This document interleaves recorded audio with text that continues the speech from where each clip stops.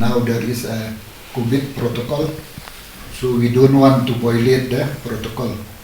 That is why only us leaders from each category, we sit together today and we have discussed properly regarding the adamant attitude of the state government to invite us officially with official recording.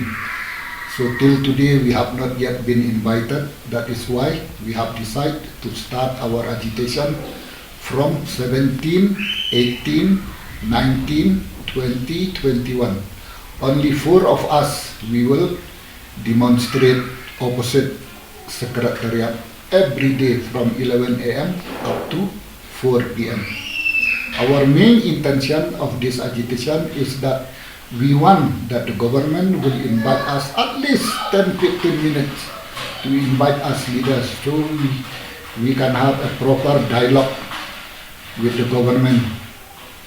But if the government refuses, then after 21 also we will sit together and decide what are the next steps to be taken. So I am speaking here on behalf of all the categories of Adhoc lower primary, upper primary, secondary and higher secondary, Adhoc in the whole state of Meghalaya.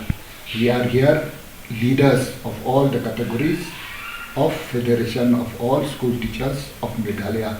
Stop.